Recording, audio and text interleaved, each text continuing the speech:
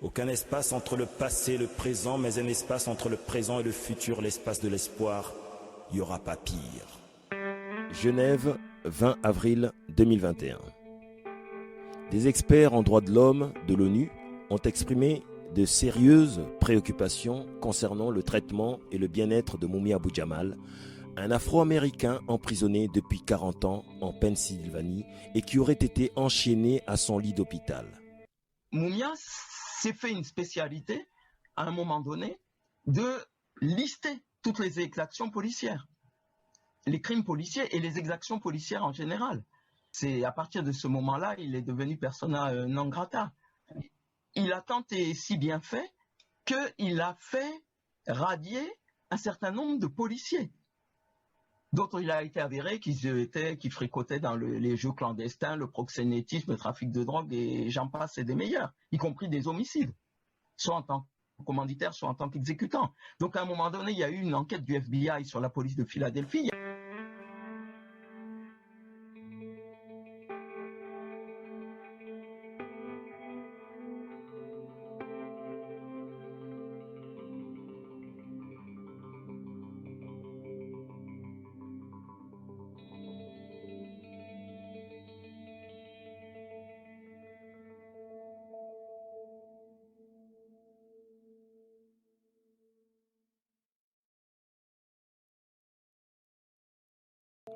Les experts ont écrit au gouvernement pour lui faire part de leurs préoccupations. Mumia Abu-Jamal s'est vu refuser les visites de sa famille et l'accès à ses avocats et à son conseiller spirituel après avoir été admis dans un hôpital non divulgué aux alentours du 10 avril où il aurait subi une intervention chirurgicale. Ce traitement cruel, inhumain et dégradant infligé sans relâche, y compris le mépris délibéré de sa dignité ainsi que ses conditions de détention inhumaines, constitue une violation flagrante des droits les plus fondamentaux de Mumia Abu-Jamal. Ni sa famille ni ses avocats n'ont été informés de son état de santé et de son traitement. En février, il a également reçu un diagnostic de Covid-19.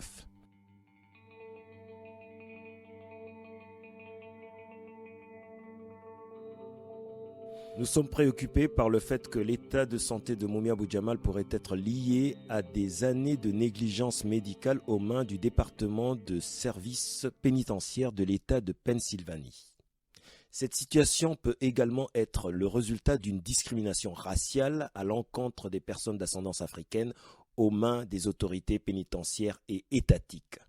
Nous demandons également aux autorités de prendre en compte d'urgence les allégations de discrimination, y compris de discrimination raciale, dans le traitement médical des prisonniers en Pennsylvanie et de prendre toutes les mesures nécessaires pour protéger l'intégrité physique et la vie de tous les détenus, en particulier les prisonniers âgés et les prisonniers handicapés qui semblent avoir été touchés de manière disproportionnée par le Covid-19.